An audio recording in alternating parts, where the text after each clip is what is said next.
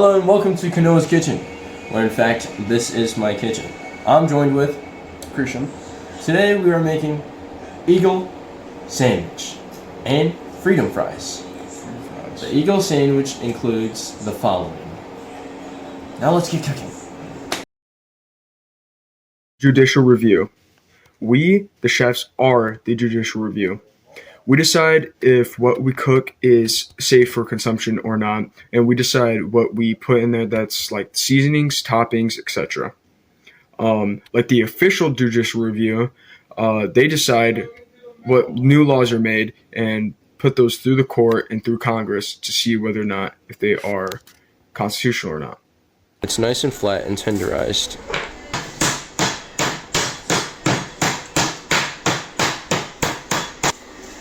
Now cut it in half to make sure it's a manageable size for your chicken sandwich.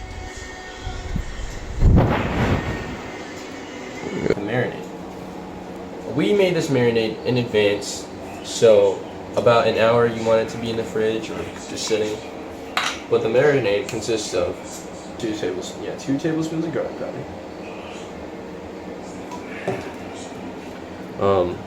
1 tablespoon of onion powder. We want some paprika, a little kick to it. 2 tablespoons of this. 2 tablespoons of paprika. That's a good amount. Some black pepper. You know, I don't really measure this. Just measure it to your heart's content. That looks about right. Some salt to taste.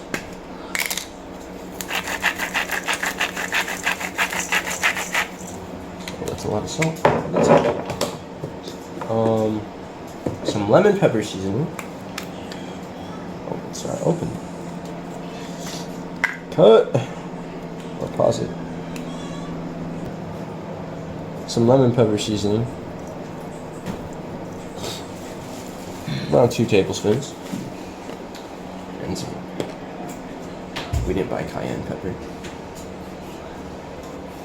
Well, that's good, right? And we were originally going to use buttermilk, but they didn't have buttermilk at the store. So we're using half and half. Half and half is fine. For this, we're using half and half. You could use buttermilk if you want. Just enough to where it covers all the chicken. And you're going to leave this in the fridge, or leave this out, but covered, obviously, for about an hour. But before you do that, make sure you mix it. My hands are clean.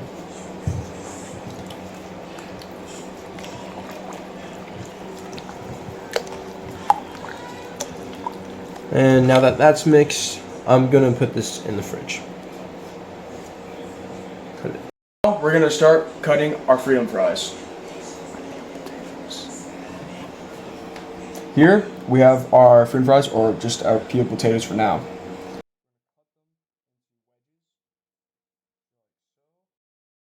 Limited government is the laws that restrict the government and give power or rights to the people. We chefs are limited and restricted to this kitchen, what we buy, what temperatures we cook at, and what we yield. Now, when we put our marinated chicken in the flour is going to take up all the outside moisture. When we put the chicken in our beaten eggs, it's going to allow the breadcrumbs to stick to the chicken. This applies to our checks and balances because these are all dependent on each other. This will help the chicken stay nice and crispy when we put it in the oil and it starts frying and stays together. It's always good to remember to have one dry hand and one wet hand for these reasons. So, you want to pick up your chicken with your wet hand, make sure it doesn't drip everywhere. There we go. Then you want to use your dry hand to lift it up and down and make sure it is covered in seasoned flour. Oops. Alright, so now it's covered in flour. You want to keep your wet hand still on the chicken.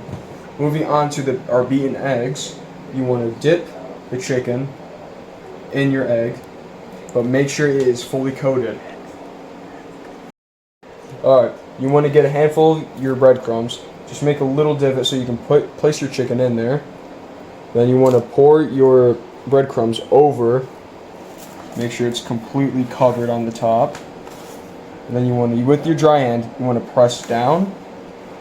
And then flip it. Try it again. Make sure you don't feel any moisture on there.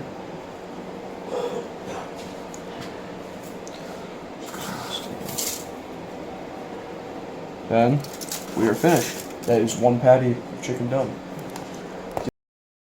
So we need the oil to be around 360 to 375 Fahrenheit degrees. And one way to check that is by taking a wooden spoon, wooden toothpick, or in this case I'm using a wooden skewer. You put it in the oil. We're using oil already. Not sure if you can see it, but there's bubbles forming around the skewer. That's how we know it's around the temperature that we need. So right now we are frying the battered chicken.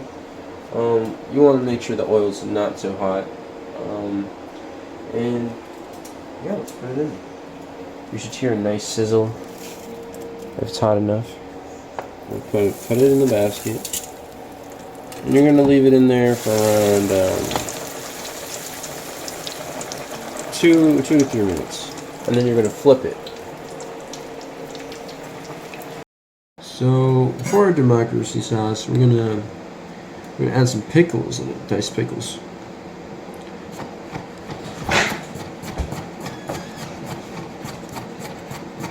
Doesn't have to be fancy. Make sure it's just chopped up. Okay, we can cut it. So for our democracy sauce, we're gonna do maybe 4 tablespoons of mayo. You can use Hellman's, whatever you got. Doesn't really matter. That looks about right. Maybe one more. Then we're going to add our pickles. Pickles are optional in your sauce. I'm only using this so that our sauce has a little bit of a bite.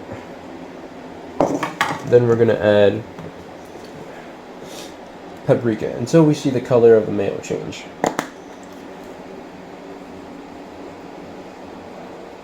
Now from here you can add pickle juice, honey. For us, we're going to add pickle juice. Don't add too much, it's going to make it strong. You can put around like a tablespoon in here. It's going to take a long time. Speed this up for camera's purposes.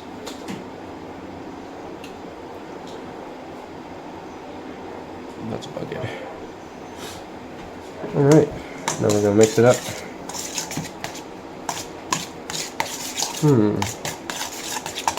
Doesn't look quite right. What do you think we should put in here? I believe we should put more paprika in there. More paprika? A little bit more. Mayo is looking too mayonnaise. Mayonnaise. So we got a little ketchup. Pause it. And for this occasion, we're going to add about a tablespoon of ketchup. Or 2. Yeah, that looks about right. Now, we're going to get started on our toppings. We have lettuce, tomatoes, and our democracy sauce. Even pickles. And pickles.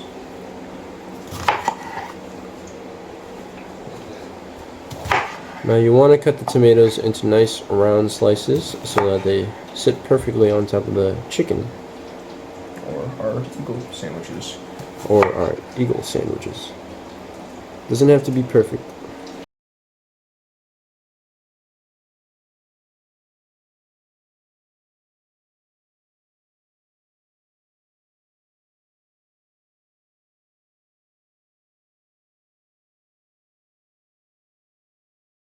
So, I already did that. What we're doing is taking these pretty nice and big leaves and making them bite-sizable. We're just going to keep peeling them off.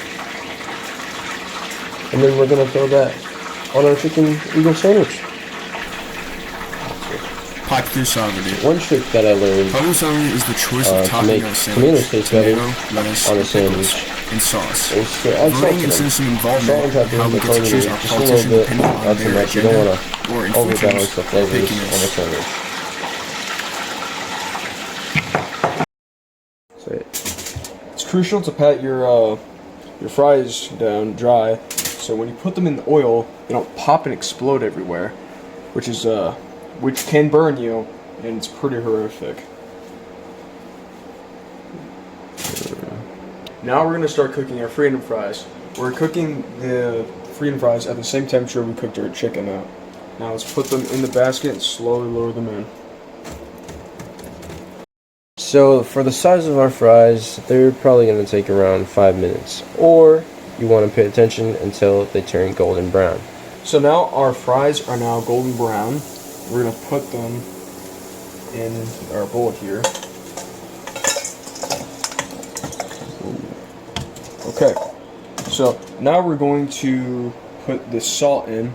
It's best to put the salt in while it's hot so they can be properly infused. Just gonna put it like so. That's good. That's good. Alright, and we're gonna shake them around and tumble them.